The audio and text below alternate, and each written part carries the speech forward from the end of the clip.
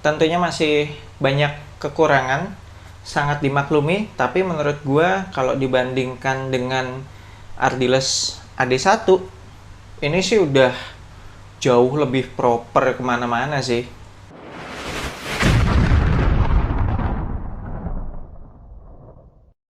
What's good abas di seluruh Indonesia, balik lagi sama gue Fatly Brainwash di Anak Basket Channel. Di video kali ini gue akan ngebahas performance review sepatu basket Ardiles AD2. Kita mulai dari traction.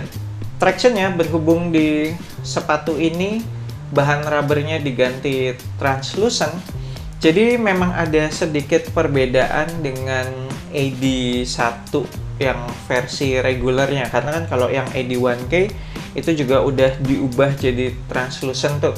Harapan gue ketika rubber outsole-nya udah diganti translucent, harusnya di lapangan indoor jadi semakin sempurna tuh traction-nya. Tapi ternyata ya sama-sama aja sih dengan bahan solid rubber yang ada di AD1.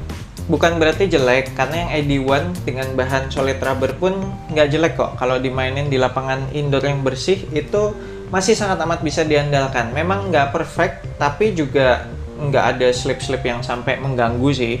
Lebih tepatnya sayang aja gitu, udah diganti translucent tapi tidak ada peningkatan performa tractionnya. Malahan dengan outsole translucent rubber ini, kalau abas kalian pakai di lapangan outdoor, kinerja tractionnya jadi lebih menurun kalau dibandingkan yang bahan solid rubber. Karena si bahan translucent rubber yang ada di AD2 ini sama yang di AD1K itu sama-sama gampang ngangkat debu. Jadinya kalau debunya udah makin tebel tuh nempelnya, semakin sering terjadi slip. Jadi abas kalian mesti rajin-rajin wipe off kalau abas kalian mainin sepatu ini di lapangan outdoor yang berdebu. Apalagi kalau yang permukaan lapangannya tuh yang semenan halus gitu, yang licin. Dan seperti yang gue sampaikan waktu performance review AD1K, traction pattern-nya ini lebih optimal untuk pergerakan linear daripada lateral. Jadi pengereman dengan kaki depan tuh berasa lebih pakem daripada pengereman dengan kaki samping. Untuk durability-nya so far so good. Gue udah pakai sepatu ini beberapa kali di indoor dan di outdoor, dan tidak ada traction pattern yang terkikis atau botak atau bahkan rusak. Semuanya masih dalam kondisi yang prima. Kalau gua dorong-dorong tractionnya pun masih pada keras banget. Jadi secara durability aman lah kalau abas kalian mau pakai sepatu ini buat tempur di lapangan outdoor. Kemudian bahan rubber outsole-nya tidak squeaky. Untuk heel to toe transition-nya termasuk smooth, bisa dibilang sama persis feels-nya dengan AD1 yang regular, karena memang bentuk outsole-nya tidak ada yang berubah sih ya kalau dari AD1 yang pertama kali. Baik bagian heel maupun bagian toe dibikin cukup melengkung, cukup rounded, dan bentuk outsole-nya juga nggak flat. Jadi heel to toe transition-nya sangat amat mendukung untuk abas kalian berlari cepat. Lanjut ke cushion. Cushionnya sama persis feels-nya dengan AD1K, berasa empuk, soft tapi nggak bouncy. Kira-kira perbandingannya 90% soft, cuma 10% bouncy lah. Jadi bisa dibilang cushioning-nya ini kurang responsif. Yang gue rasain adalah meskipun kayaknya cushioning-nya tuh empuk, enak gitu ya di kaki, tapi ketika gue pakai sepatu ini buat main cukup lama, kaki gue tetap berasa kecapean gitu sih, karena mungkin cushioningnya kan nggak responsif tuh. Jadi kakinya kayak butuh extra effort gitu setiap kali gocek-gocek gitu kan, setiap kali lompat mendarat lompat lagi gitu. Mungkin itu yang menyebabkan kakinya berasa tetap capek gitu, padahal di kaki rasanya sih cushioningnya empuk-empuk aja, nyaman-nyaman aja. Udah gitu yang bikin empuk kan sebenarnya karena hadirnya Evoన్స్ Plus sama PowerShock insole bertumpuk tebel-tebel tuh. Jadi memang bikin core feel-nya sedikit hilang, tapi ya nggak sampai tinggi-tinggi banget lah, masih oke lah buat gocek-gocek, masih sesuai. Untuk impact protection-nya seperti yang gue udah sampaikan waktu performance review AD1K, ini tuh di tengah-tengah lah impact protection-nya. Dibilang jelek juga enggak, tapi dibilang bagus juga enggak. Buat para young bloods yang kakinya masih pada sehat-sehat, mungkin ini udah cukup banget impact protectionnya. Tapi buat abas kalian yang mungkin udah lebih tuir, terus punya masalah dengkul, atau mungkin pernah cedera dengkul, nah ini mungkin akan kurang impact protectionnya. Next, untuk materialnya, bahan meshnya sih oke, zero break-in time. Pertama kali pakai udah langsung enak, udah langsung ngikutin pergerakan kaki, tidak ada yang mengganjal, nggak ada yang kaku, nggak ada yang ganggu. Termasuk breathable juga. Selama pakai sepatu ini kakinya berasa adem-adem aja. Material tali sayangnya tidak berubah dari mulai AD1 yang pertama, masih pakai yang pipih kecil gini. Memang nggak gampang lepas sih, cukup ikat sekali gitu kan. Cuma gua rasa karena dia tuh pipih kecil ya, kadang-kadang ikatan tali sepatunya tuh kayak bisa ngelonggar sendiri gitu di tengah-tengah game. Jadi biasanya kalau habis selesai satu game gitu, gue akan tarik lagi tuh, gue akan adjust lagi talinya. Material strap tidak semewah yang ada di AD1K, tapi jelas ini lebih better daripada yang di AD1 versi regular.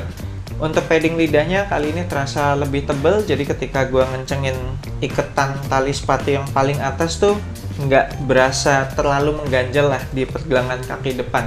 Untuk padded collar juga udah nyaman banget di sepatu ini, berasa cukup tebal, terus juga padat, nggak cepet kempes, sehingga bikin seputaran pergelangan kaki berasa nyaman. Terus juga nggak ada heel slip sih ya, selama pakai sepatu ini gue nggak berasa heel slip sih. Paling komplain gue cuma satu ya, ini cat yang ada pada midsole tuh, yang warnanya keren ini, yang kuning gradasi ke orange, itu beberapa udah ada yang pecah-pecah gitu, kayak udah mau copot nih.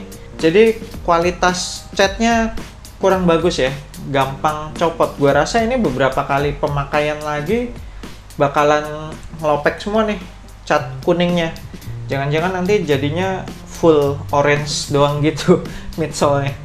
Untuk fitnya di sepatu Ardiles AD2 ini jadi lebih enak, sama persis dengan sizing Nike.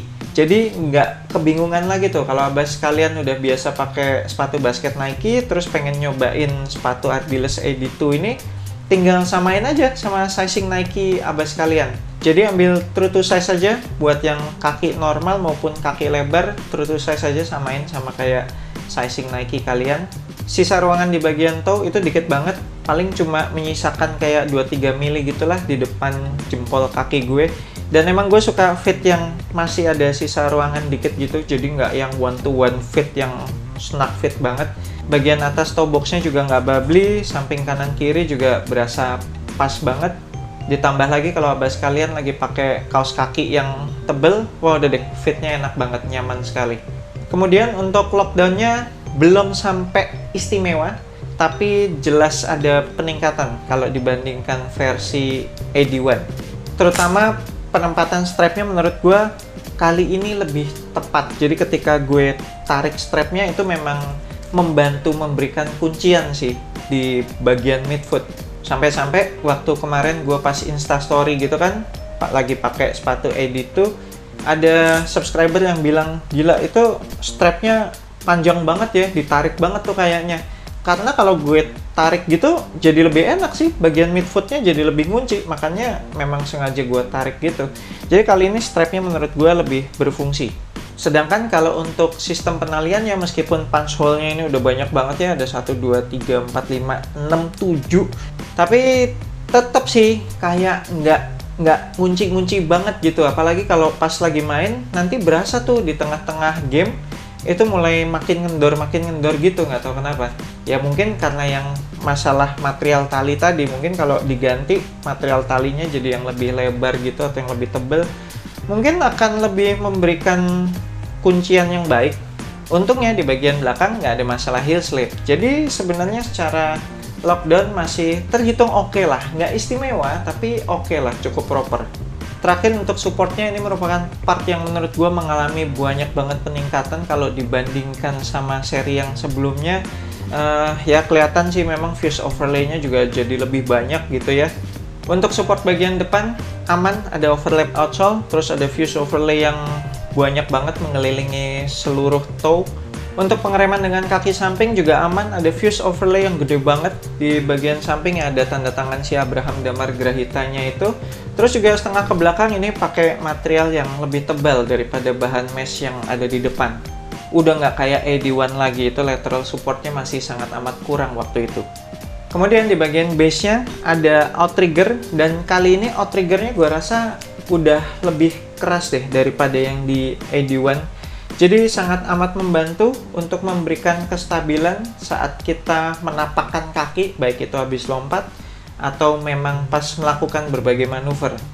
Nah, paling yang masih kurang di supportnya itu adalah tidak ada shank plate di sepatu ini, jadi tidak ada torsional support dan tidak ada internal TPU heel counter. Jadi support bagian heelnya masih agak kurang aman nih, masih lembek-lembek gitu bagian heelnya. Tapi overall gue sangat amat happy dengan peningkatan support yang ada di sepatu Ardiles AD2 ini. Ini jadi sepatu yang jauh lebih proper untuk basketan. Oke, sekian performance review gue untuk sepatu basket Ardiles AD2 ini. Buat abas kalian yang pengen kop sepatu ini, nanti gue akan tinggalin link pembeliannya di deskripsi video ini.